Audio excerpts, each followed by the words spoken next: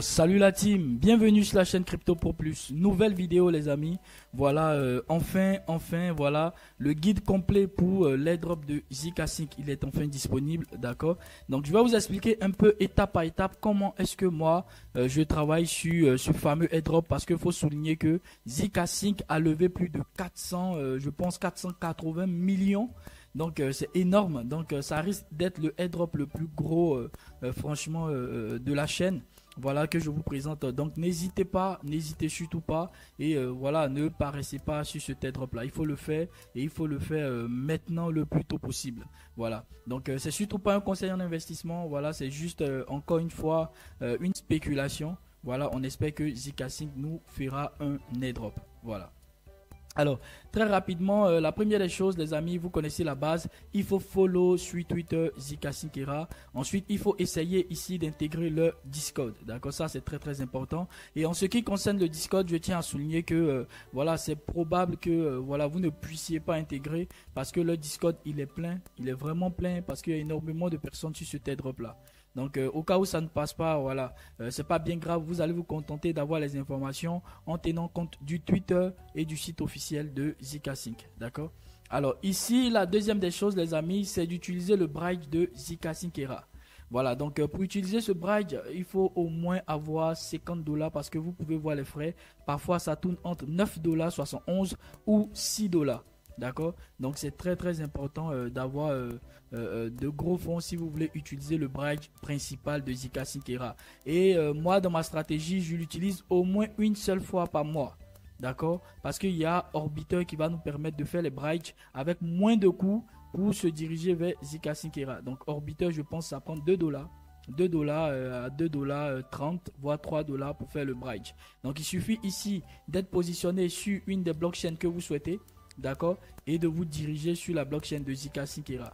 Donc ici, vous mettez zk5 era. Ici, si vos fonds sont sur Ethereum principal ou sont sur Binance Smart Chain ou encore sur Optimism ou sur Polygon, vous positionnez le premier réseau où vos fonds se trouvent vers zk5 era. Notez que c'est avec des Ethers que vous allez travailler les amis. D'accord, la plupart du temps c'est avec des Ethereum. Alors, la seconde chose très important, voilà, je viens de l'expliquer, c'est d'utiliser Orbiter. Vous allez payer moins de frais. Mais ça n'exclut pas le fait que vous devez utiliser le bridge aussi de zk5 era.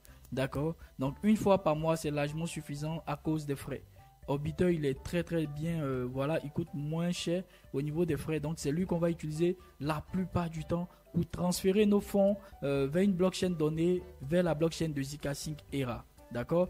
Alors les protocoles ici à utiliser une fois que vos fonds sont sur zk5 era, vous avez plusieurs protocoles. Donc vous avez déjà SyncSwap qui est le swap principal sur la blockchain de zk5 era. Vous pouvez faire pas mal de transactions. D'accord. Vous avez des USDT, des USDC. Donc une fois que vos fonds arrivent ici en Ethereum, vous allez juste placer Ethereum ici en premier. Vous allez le transformer en USDC ou en USDT. Et après, vous allez simplement inverser la chose. Voilà, vous allez inverser le processus et transformer vos USDC en Ether. D'accord. Là, à partir de ce moment, vous auriez utilisé SyncSwap pour pouvoir faire le farming de zk5 era. Et ce que je tiens à préciser aussi, c'est que SyncSwap nous a promis un airdrop. Donc, le fait d'utiliser SyncSwap en premier, je pense que c'est très avantageux. Vous bénéficiez potentiellement de deux airdrops, le airdrop de SyncSwap et aussi le airdrop de zk5 era. D'accord. Notez qu'il y a des pools. D'accord, il y a des pools de liquidité sur SyncSwap. Donc, vous pouvez laisser des fonds dans les pools. Donc, ici, moi, je vais essayer de connecter mon wallet pour vous montrer un peu. Voilà, donc ici, moi, mon wallet, il est connecté. Donc, vous pouvez voir ici que j'ai déposé environ 100 $. Donc, si je clique sur le pool, vous allez voir que au niveau de my position, donc ma position, vous allez voir que ici, j'ai fait 50% des USDC et 50% des Ethers. Donc, j'ai déposé 50 $ USDC et 50 $ Ethereum. Donc ce qui fait que j'ai 100 $ de valeur dans le pool de liquidité. Donc ça me permettra de vraiment être éligible au airdrop de SyncSwap tout en étant en train de travailler pour le airdrop de zk5 era. Donc c'est vraiment très très important d'utiliser SyncSwap. Voilà, donc je l'ai mis ici en deuxième position. Vous avez aussi On-Chain Trade que vous pouvez utiliser. D'accord, c'est toujours dans l'écosystème de zk5 era. Faites quelques trades là-bas. D'accord, voilà, ça va compter pour le airdrop. Il y a Spacify aussi, il y a Meet Square, il y a Mute. Donc Mute ici, ça fait partie de ma stratégie. Voilà, pour faire quelques swaps. Donc il faut faire juste des swaps pour enregistrer le plus de transactions possible sur la blockchain de zkSync Era. Donc vous avez Uzumi Finance aussi qui est très intéressant. Voilà. Vous vous rappelez plutôt du airdrop de ZAT. Voilà, ZAT qu'on a eu. Donc je vais connecter aussi mon wallet ici pour vous montrer un peu ce que vous devriez faire à ce niveau. Voilà, donc ici à ce niveau, vous vous rappelez, hein, on avait eu un airdrop de ZAT. Donc si je connecte le wallet, je viens ici sur ZAT. Voilà, donc hop, je crois que 62 millions de pièces. Voilà, donc quand je vais swapper ça, ça va donner 3 $. Je pense qu'avant ça valait au moins 16 $. Donc là, ça vaut plus rien du tout. Donc ça a beaucoup chuté.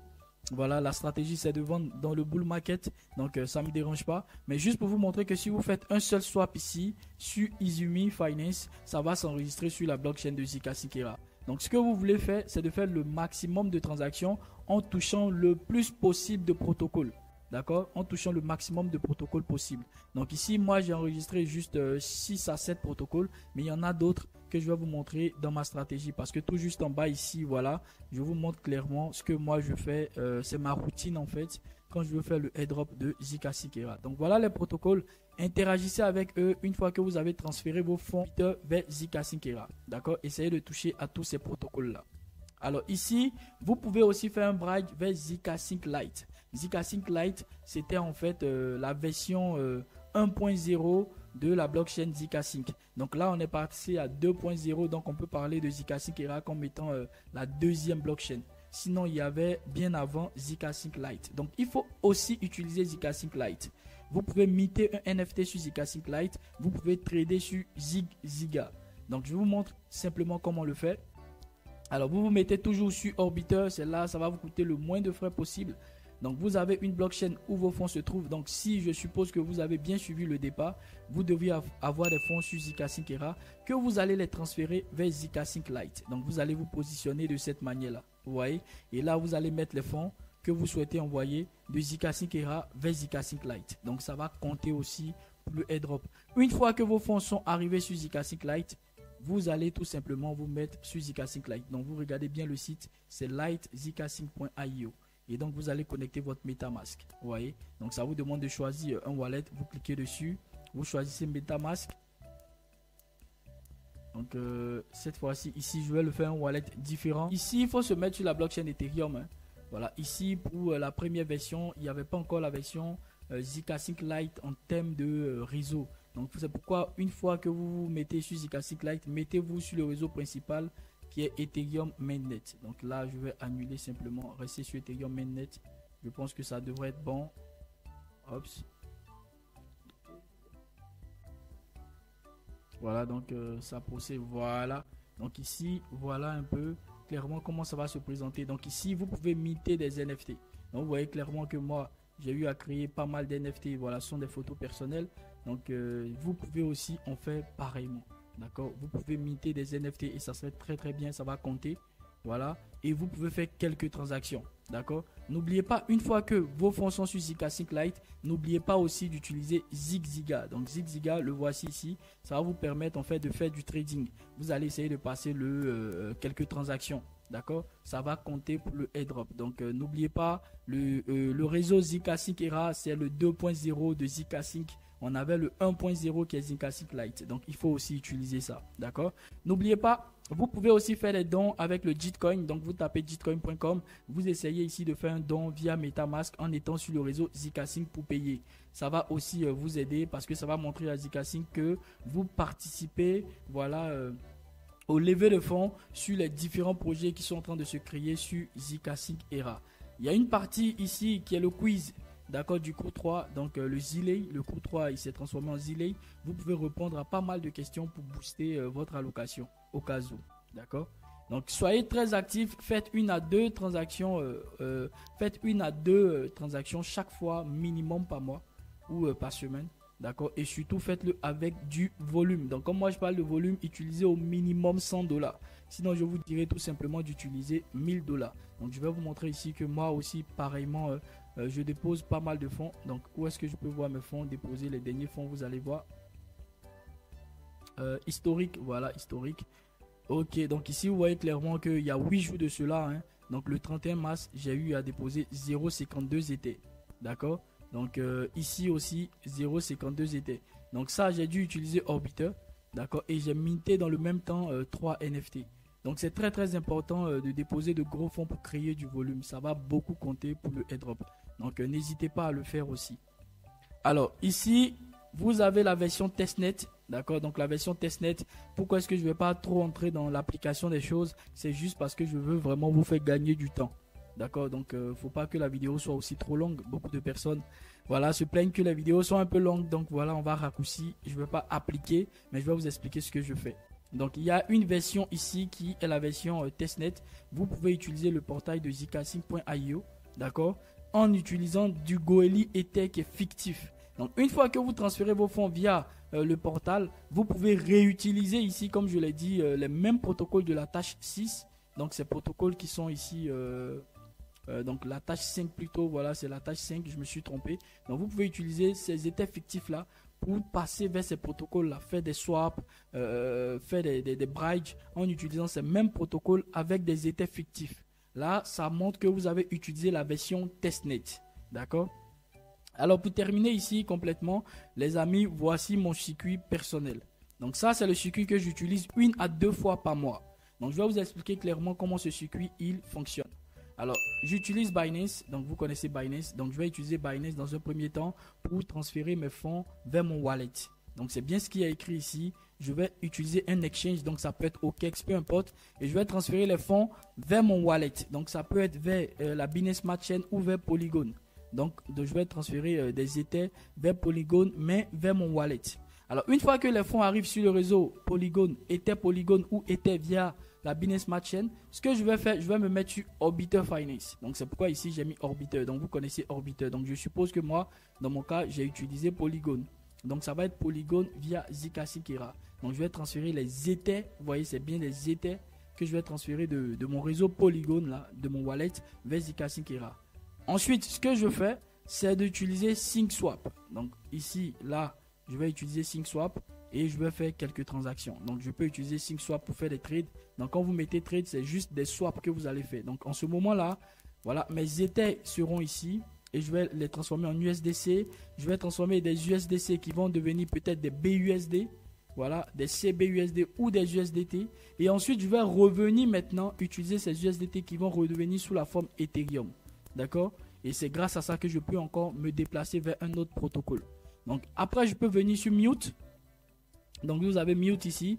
Et je vais transformer les Ethers qui sont toujours sur la blockchain zkasync. Mais j'ai changé de protocole. Je suis plus sur SyncSwap, mais je suis sur Mute.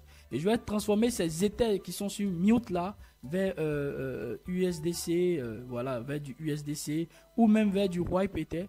Et après, je reviens sur du Wipe Ether que je vais retransformer en Ether.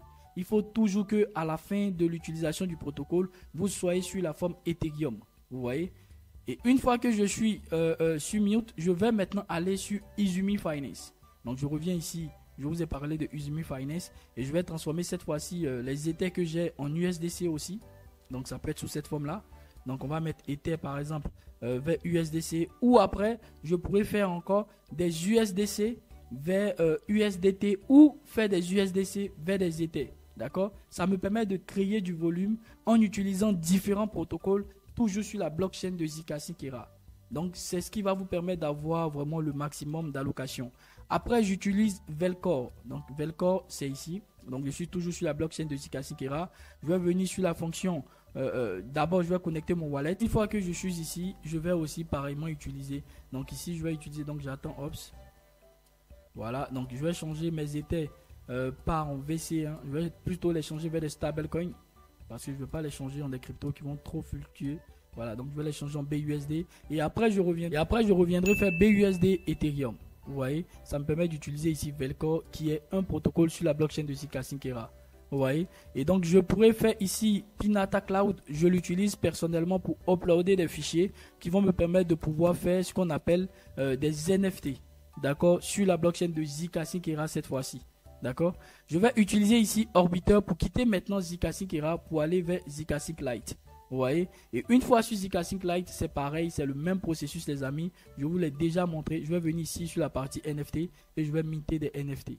Donc vraiment, ça c'est mon circuit que je réalise 1 à 2 fois par mois pour pouvoir faire le farming du airdrop de Zika Syncera. Donc c'est pourquoi j'ai mis ici répéter le processus 1 ou 2 fois par mois.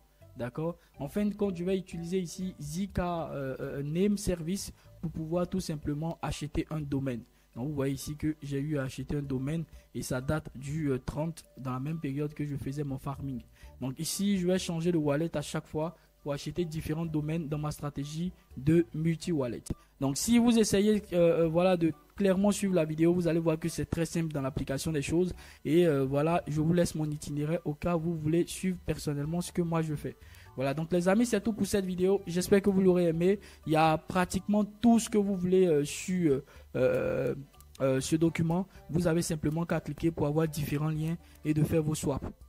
Alors quand vous finissez, n'oubliez pas d'utiliser Orbiter Finance, de mettre ici la Zika Syncera, de transférer tous vos fonds vers le réseau Polygon et de Polygon, ça se trouve dans votre wallet.